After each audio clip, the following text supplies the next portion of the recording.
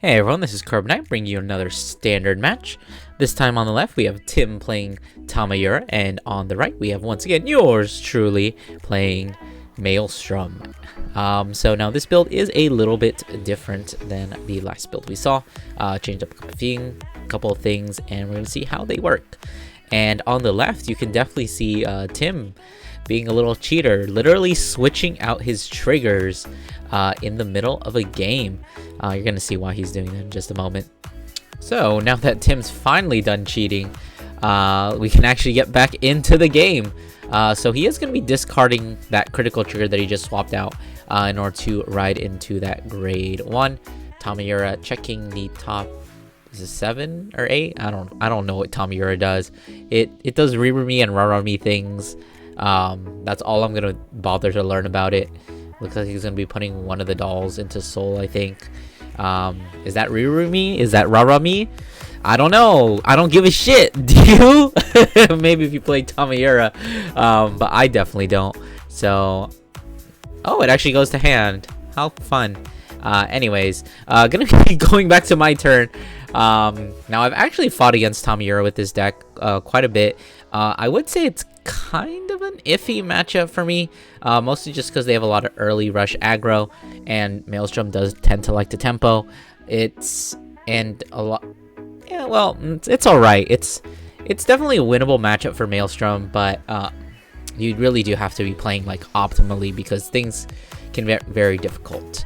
We are actually going to be seeing me doing something I don't typically do, calling out the Brave Shooter right away and just trying to get some early damage. Actually going to be getting a critical trigger there, so this attack is going to be hitting for 2 damage. So I'm mostly doing it just because I know Tamayura likes to rush, as we're going to be seeing here with the either Rirumi or Rarami and the Elba, which is the reason why he was swapping out those triggers, because he needs Blaze Maidens and not Blaze Monks or whatever. Gonna be seeing an Inlet Pulse going to the damage, taking the Elba attack, actually getting a defensive, but unfortunately it's going to be a heal trigger, and thanks to that critical trigger I hit Tim with last turn, I'm not going to be able to heal down. But fortunately I am going to be able to one-to-pass the Vanguard, and he isn't going to get it, so I am going to be going into this turn at 2. So honestly, in this matchup for me, I'm kind of just fighting for advantage. Things are already a little bit dicey for me, as we can see that first inlet went to the damage zone, and I'm a heal out. So my best way to get to an inlet pulse right now is either drawing into it, but I only have like 1 or 2 more chances, or getting it off that top 7 check. Or of course I could always heal out that inlet pulse, but hopefully it doesn't come to that. Just going to be swinging once again with the boosted Vanguard, not getting a heal, so that inlet's going to stay in the damage for now. Getting the other Sylvan Horn Beats, which is one of the changes I made. Instead of playing the 10k one, I opted to play the double 5k one, mostly because I think it's a little bit more important to be giving. You can give Inlet Pulse a nice magic number, while at the same time giving the Tidal Assault the ability to poke with that extra 5k at the Vanguard. So we're going to see it in a little bit, but we are going to be riding up into that grade 3 Tamayura, which apparently does nothing when you ride onto it. Or the grade 2 did something and I wasn't paying attention. Anyways, we are going to be seeing a crit trigger and a heal trigger coming on down, using the Elba skill to counterblast 1, draw a card, giving the Vanguard the skill that front row units get plus 10, and then actually drawing a Broken Toys off of the Elba, checking the top, what is that, 7, 8, I don't care, getting a Rirumi and a Rarami, and I believe they go to Soul, if I'm not mistaken. I actually think with Broken Toys you can choose up to 1 from the top deck or from the drop, and you got to put them into Soul. Yeah, looks like we are going to be putting them there, and drawing another card, which I believe is another effect of the Broken Toys. But anyways, this next turn is looking very scary for me. Front row is getting 10k. Of course, it's not getting the extra 5k from the Tamayura yet, but these rear guards are going to be swinging for 20, which is definitely a pretty scary number. I mean, it is just a 15-point guard, but those at this moment are kind of few and far between. We are going to be seeing me guarding that first attack and actually using the Tamayura skill to call out the 2 dolls that we got off of the broken toys. And so this attack is going to be really nasty for me. I'm going to be damage checking another inlet pulse. So each of these dolls is going to be calling for a 15k shield, which I'm going to guard one of them, and I'm going to commit another card. So that was 3 15k shields in order to keep myself at that 3 damage. So definitely very unfortunate. Gonna be seeing me discarding another one of those Judgment of the Storms. I believe the one I searched off the ride line because I think I had another one.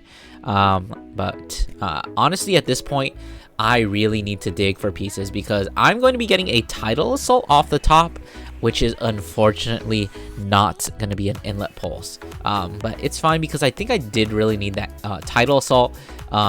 If I had gotten just an inlet pulse, I don't think I would have had enough resources to actually make those 4 attacks. So an inlet pulse without the 4 attacks is just pretty much useless. It's just a vanilla body.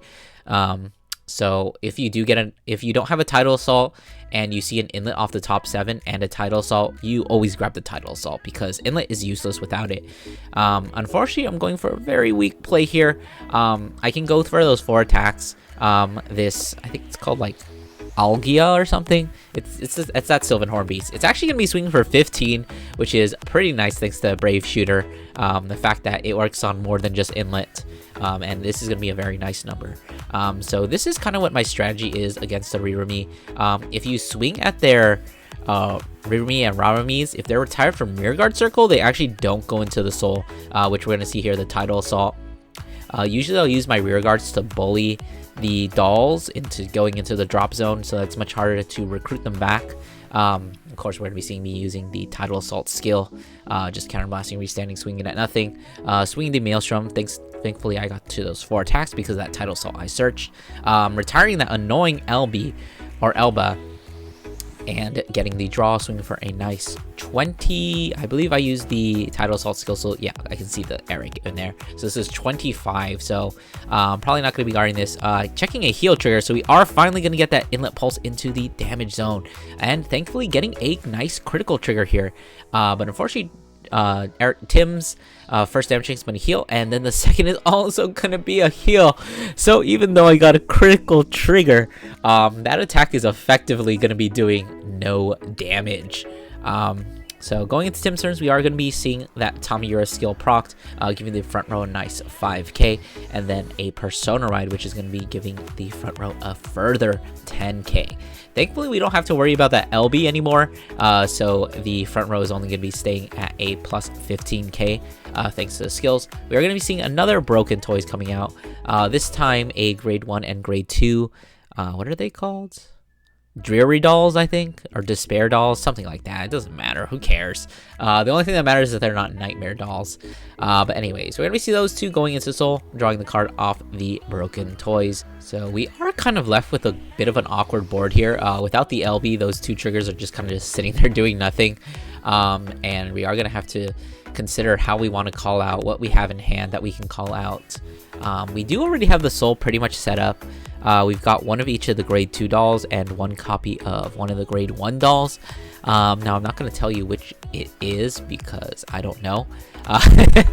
But we are going to just be calling a doll, a grade 1 doll, and then just moving that Blaze Maiden up, which is hitting for 20k thanks to Tamayura and Persona Ride. So it's going to be 20, guarding it with a draw trigger, swinging the whatever doll that is at the Vanguard. It's going to be hitting for a very nice number, 18, 28, 33, very big. And I think, I think that's a Tidal Assault going into damage. Whatever, it doesn't really matter. Tamayura is going to be swinging 28, 33 as well, calling out the Rirumi and Rarami.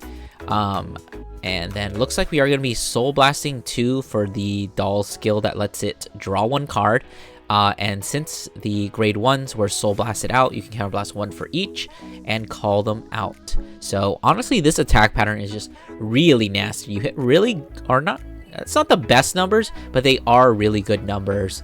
And honestly, it's just really lethal, which is why I was guarding a lot early, because I wanted to kind of protect myself against these later attacks. So even if he gets a crit here, as long as I'm guarding the Vanguard, I can take one of these swings, guard the other one. Ooh, looks like we got another little bit of cheating from Tim there, swapping out that last critical trigger for the Blaze Maiden. So thanks to the fact that I wasn't able to get the inlet and setup during the last turn, and the fact that I had to commit a ton of cards from hand to guard last turn, my hand is looking definitely a lot smaller and my options a lot more limited. Oh, I guess I was wrong. Another Blaze Maiden that needs to be changed out. Gee, thanks, Tim. Anyway, so I'm just going to be PGing this, not taking any risks, because we are going to be seeing a crit trigger coming down. I'm going to be discarding that Judgment of the Maelstrom because I need as much guard value in my hand as possible, just to guarantee my survival against these last two attacks, giving the power to that other doll, the one that doesn't give the 5k, I guess I could say, and then getting another grade 1 doll off the second check. So gonna be swinging that doll for, I believe, what is that, 18, 33, 43, and 2 damage. So I'm thinking, even though this is a lot of cards to commit from board, the other attack is going to be a 38, which is still pretty awkward number. Right now it's just a difference between a 15k guard, so I'm going to be committing 2 more 15k guards from hand, as well as the intercept of that unit to make 48. So we're going to be seeing both of the Rauramis, I hope that was Raurami, going into the soul and then giving 5k to the other column. So it is now going to be hitting for a 38, which is a very nasty number in its own right. So I'm probably just going to be taking that. And another really annoying thing about Tamayura against the Maelstrom matchup is that all their units, kind of just like Maelstrom does this too, where all the units kind of tuck themselves back into soul, so there really isn't any retire targets. So if they have the plays with the grade 1s and they can just tuck the grade 2s back in soul, that protects them from being attacked into, it protects them from being retired, and of course on the rearguard circle is the only place they don't go into the soul, as I mentioned before. Of course, we are going to be using that grade 1 skill to, I believe it's Soul Blast 1 and Counter Charge. So that was a pretty good Tamayura turn, I will say. So going into my turn, I'm going to be starting off with a very nice Persona Ride, and putting in, activating one of the new cards I activated. I toned down my Judgment of the Storm to just 2 copies. And I felt like I kind of wanted a little bit more revival, and revival that wasn't so specific, so I'm teching in 1 copy of the Spiritual Body Condensation. And we are going to be seeing it doing some work here with me using it to call back the Inlet Pulse. Now, it didn't really matter, that could have been a Judgment of the Storm, it effectively does the same thing. The only difference is it gets an extra 5k, but thanks to the Brave Shooter, this Inlet Pulse is going to be getting another 5k, so this is going to be a 33k swing. Thanks to the Persona Ride.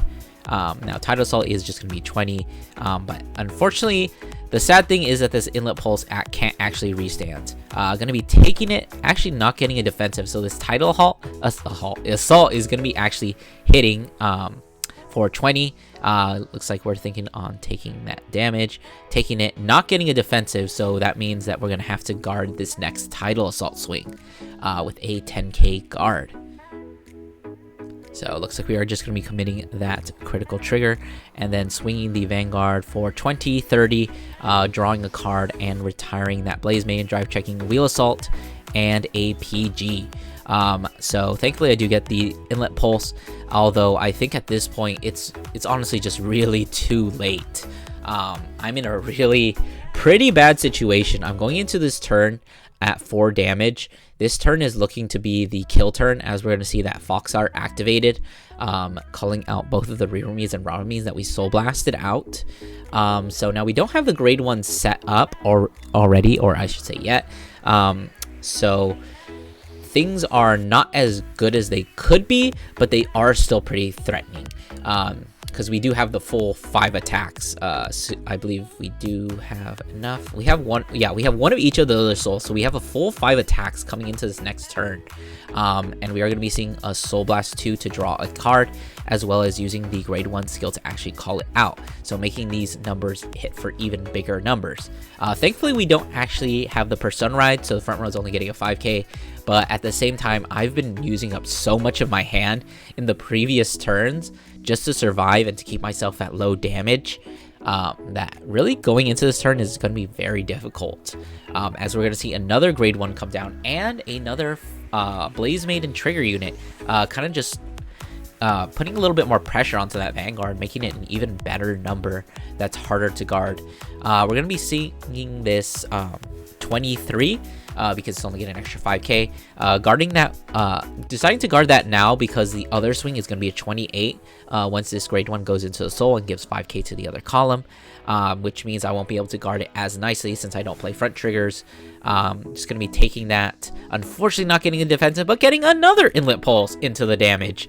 But honestly, once you have one inlet pulse in Maelstrom, you really don't need more, although the more you have, the nicer it is. Obviously, going into that Tamayura swing, counterblasting the 1 to call back out both of the twins, soul blasting for one of the dolls skill, actually deciding to go for the tucking of the tidal assault into the soul, and then we still have enough counterblast left to call out the other grade 1 dolls, so we have a full power 5 attacks. So I am going to be guarding with my OT, which I drew off the Maelstrom skill, which is very nice. It's a little bit better than a PG in this situation because I don't have to give up a card from hand. I'm going to be swinging once again with 23, so this is going to call for a 15k guard. I'm going to be guarding with, I think that was a wheel assault and a draw trigger, and then committing the second to last card in my hand being that PG to block that last attack. So things are...